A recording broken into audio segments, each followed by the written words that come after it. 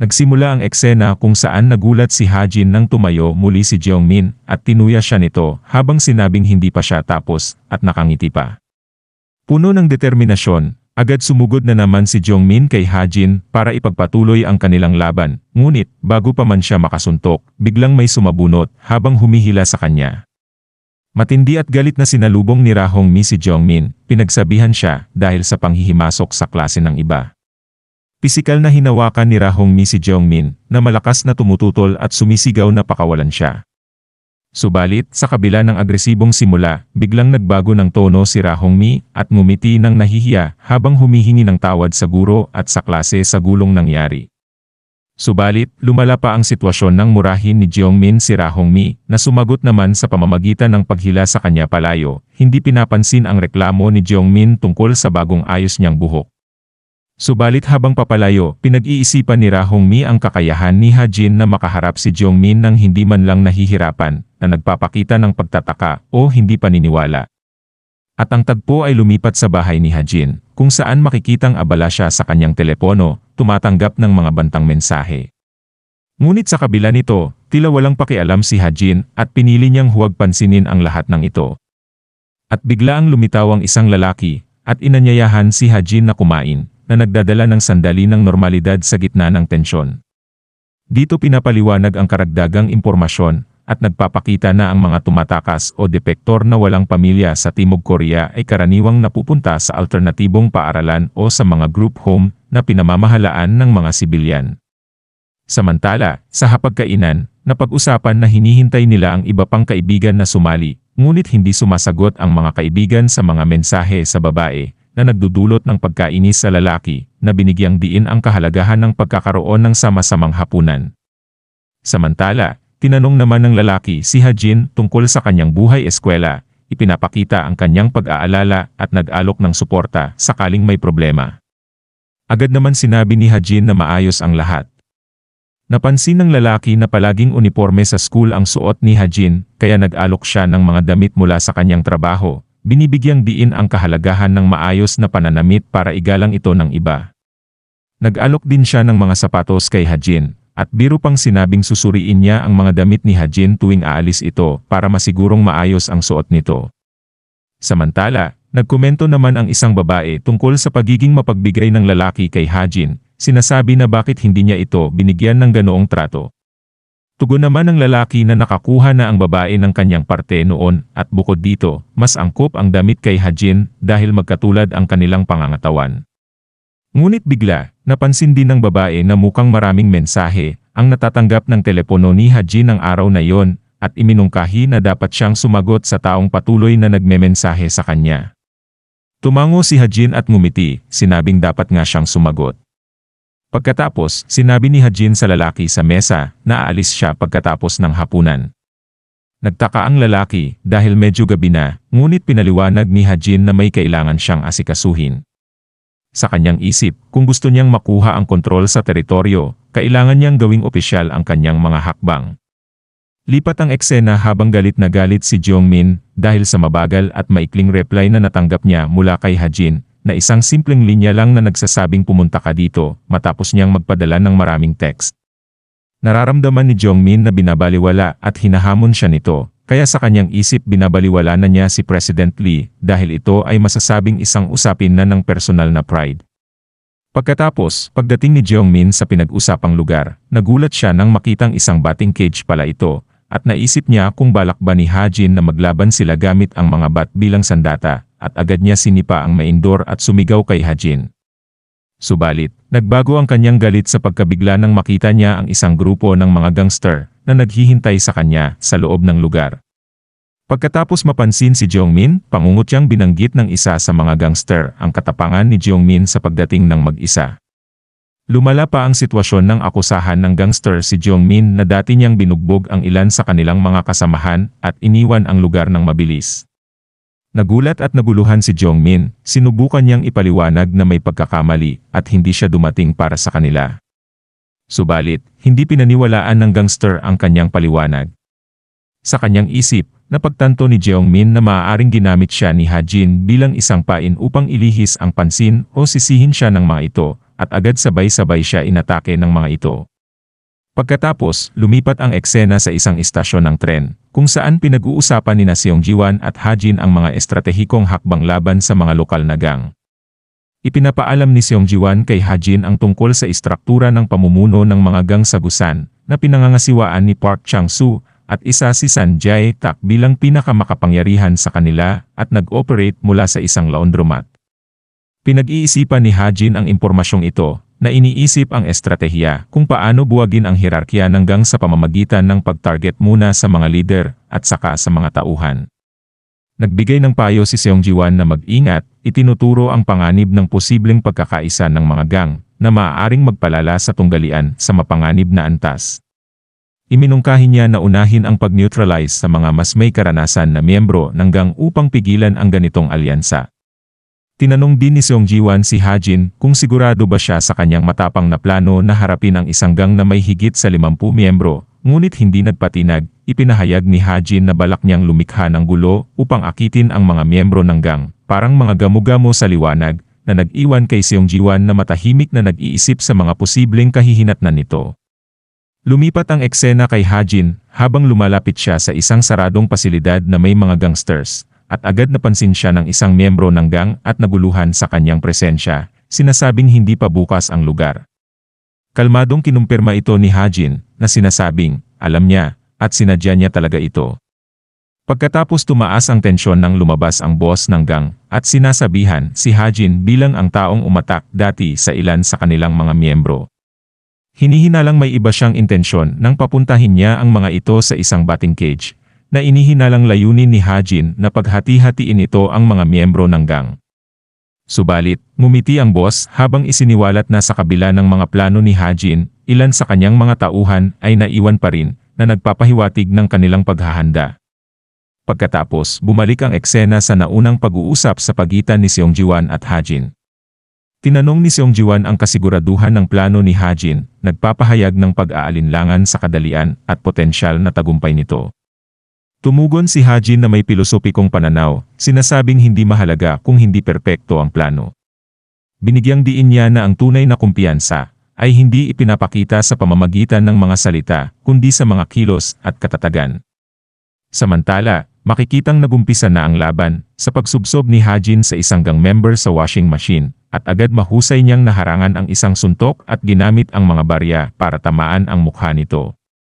Nang may isa pang umaatakeng may dalang kutsilyo mula sa likuran, mabilis na umikot si Ha Jin at nagpakawala ng malakas na sipa na nagpadisarma sa gangster. Kinuha niya ang kutsilyo at agad ding inihagis ito patungo sa boss ng gang, na muntik ng tamaan sa ulo, na nag-iwan sa boss na halatang nagulat. At habang papalapit ang isa pang miyembro ng gang, dinampot ni Ha Jin ang isang tuwalya sa sahig, ginamit ito para hawakan ang lig ng umaatake, at marahas na ibinagsak sa sahig. Gayunpaman, lumitaw sa likod at gumanti ang boss ng gang sa pamamagitan ng paghagis ng pulbos na panlinis direkta sa mukha ni Ha Jin. Samantala, lumipat ang eksena kay Jeong Min, na sabay ring nakikipaglaban sa mga gangster sa Batcave, na galit kay Ha Jin dahil ginamit siya nitong pain, at pinapangako sa sarili na pag napagtagumpayan niyang makaalis dito papatayin niya si Ha Jin. At sa gitna ng labanan, pang-uuyam na iminungkahi ng ilan sa gangster na sumuko na lang si Jeong Min, tinutuya siya tungkol sa kanyang pagod na itsura at nalalapit na kapahamakan. Subalit, buong tapang na hinamon ni Jeong Min ang mga ito at sumisigaw ng mga insulto at hinahamon silang lumapit. Ngunit, habang pasugod na ang mga ito, nagiging desperado ang ekspresyon ni Jeong Min at biglang may nambato ng bat sa gangster na direktang tumama sa muka na agad na nagpahinto sa kanilang pag-atake.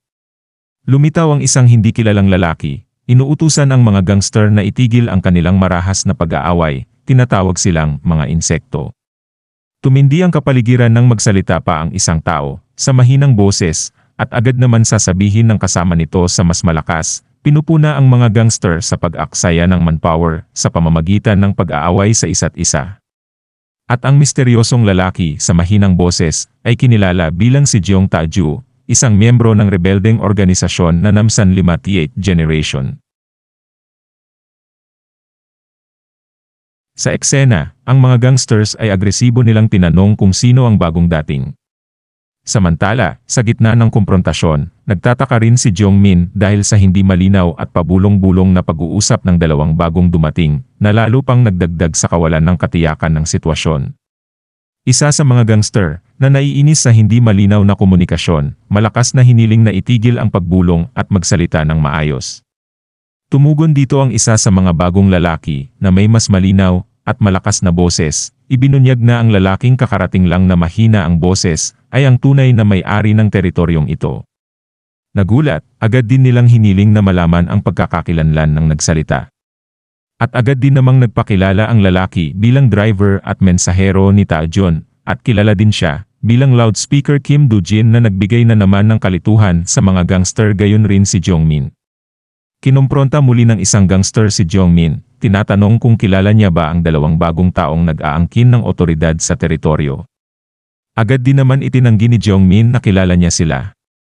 Sa pagkabigo at nais na muling makontrol, iniutos ng gangster sa kanyang grupo na atakihin ang dalawang bagong dating na nagpataas ng karahasan. Pagkatapos, lumipat ang eksena kay Hajin, na nahihirapan makakita ng maayos dahil sa pulbos na ibinato sa kanya ng boss ng gang kanina. At habang naguguluhan, tinamaan siya ng diretsong suntok mula sa gang boss, na lalong nagpalala sa kanyang sitwasyon. Habang sinusubukan niyang tiisin ang hapdi sa kanyang mga mata, iniisip ang agarang sakit at panganib, muling umatake ang boss ng gang. Ang pangalawang pag-atake ay mabilis at malakas, na nagdulot kay Hajin na mapatalsik mula sa bintana.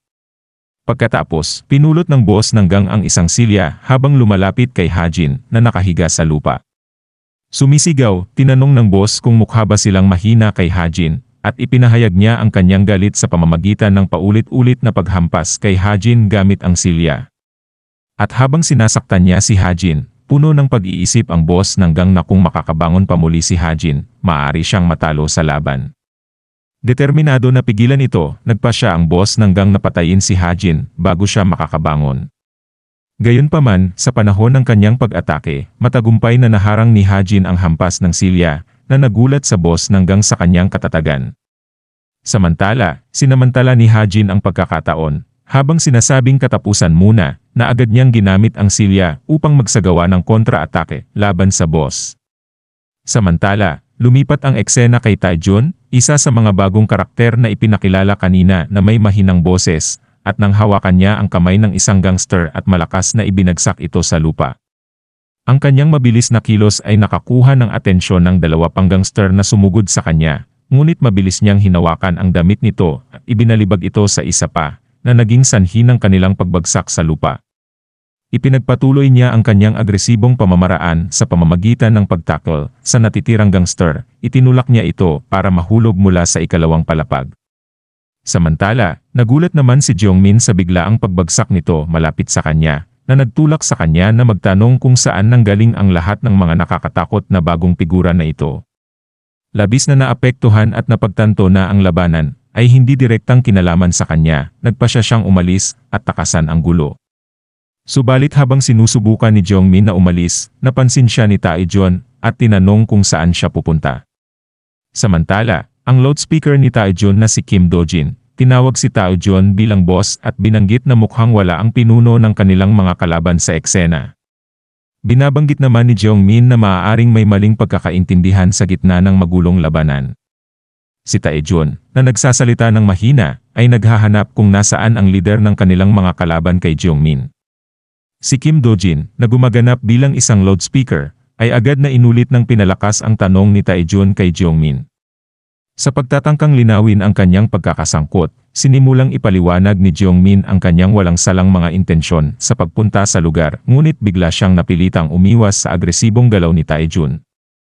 Tinanong ni Taejon, sa nakakatakot na mahinang tono, kung itinuturing ba siya ni Jongmin bilang isang laruan, na malakas na inulit-ulit ni Kim Do-jin ang sinasabi nito, pinataas ang tensyon sa pagitan nila. Samantala ang eksena ay lumipat pagkatapos sa isang ospital kung saan pumasok si Saebyok at binati ng isang staff na nagsabi sa kanya na may dumalaw na naghahanap sa kanya kanina. Ikinagulat ito ni Saebyok na nagtataka kung sino ang maaaring bumisita, sinasabi sa sarili na walang dahilan ang sinuman na dumalaw sa kanyang ina. Subalit, hinihinalang baka kilala ng bisita ang kanyang ina. Pagkatapos, pagpasok niya sa kwarto ng kanyang ina, nakita niya ang isang hindi pamilyar na lalaki na nakaupo sa tabi ng kama ng kanyang ina. Nagulat, maingat na tinanong ni Saibyok kung sino ang estranghero. Ang lalaki, na kapwa nagulat, ay nakilala siya at nagtanong kung siya ba si Saibyok. Pagkumpirma ng kanyang pagkakakilanlan, ipinahayag ng lalaki na siya ang kanyang ama, labis na nadadala ng emosyon, habang nagsisimula ang mga luha na tumulo sa kanyang mukha, sinasabi kung gaano na siya lumaki. Gayunpaman, ang paghahayag ay hindi nagdala ng kagalakan kay Saibyok. Sa halip, siya ay tumugon ng may pagkabigla at agarang galit, mariing pinagsabihan ang lalaki na nag-aangking siya ang kanyang ama. Samantala, lipat ang eksena at makikita ang boss ng gang, na nakatanggap ng malakas na suntok mula kay Hajin, ay nagpahayag ng labis na pasasalamat at nangako ng walang hanggang katapatan kay Hajin, kinikilala ang kanyang awa sa hindi pagbigay ng nakamamatay na hampas. Ang dramatikong pagbabago sa ugali ng boss ng gang ay nagpapahiwatig na ang bugbog na natanggap niya ay malaki ang naging epekto sa kanyang asal, na nagtulak sa kanya na manumpa ng katapatan sa isang pagpapakita ng pagsuko. At habang binabago ng boss ng gang ang usapan, nagtanong siya tungkol sa isang taong hindi sumasagot sa mga tawag ni Hajin, nagtatanong kung karaniwan ba sa taong ito na matagal bago tumugon. Samantala, pinagninilayan naman ito ni Hajin, iniisip kung si Kang Jeongmin, na hindi kilala sa kanyang lakas, ay maaaring nagapi na ang lahat ng kanilang kalaban mag-isa. Samantala, ang dalawang ito ay malapit na sa lokasyon nila Jeongmin, habang itinatago naman ng gang boss ang kanyang totoong nararamdaman na pagkabigo at ang mga plano niya ng paghihiganti dahil sa pagkatalo nila sa naunang labanan kung saan karamihan sa kanyang mga tauhan ay wala sa kanyang tabi. Pagkatapos imungkahin niya kay Hajin na silipin nila ang sitwasyon sa sarili nilang mga mata, pinagpatuloy na nga nila ang pagpunta doon. Ngunit, ang kumpiyansa ng leader ng gang ay bumagsak nang marating nila at makitang talunan ang kanyang grupo, kung saan sina Jeongmin at Taejun na lang ang natitirang nakatayo. Nagulat at nahihirapang unawain ang pinsalang nakikita niya, hindi makapagsalita ng maayos ang leader ng gang sa labis na pagkabigla sa itsura ng kanyang grupo. At sa gitna ng kaguluhan, si Jeongmin, na halatang nahihirapan, ay napansin si Hajin na dumating na at tinawag na bastardo ito. At sa pagkabiglang upo ni Jeongmin sa pagod, agad din napansin ni Taejun sila Hajin, at pabulong naman nagsalita ito, tinatanong kung sino ang mga ito, na agad naman inilakas ng kanyang driver bilang isang loudspeaker din na si Kim Dojin. At dito na po natatapos ang yugtong ito, maraming salamat po, mag-like at subscribe para sa susunod na kabanata, hanggang sa muli.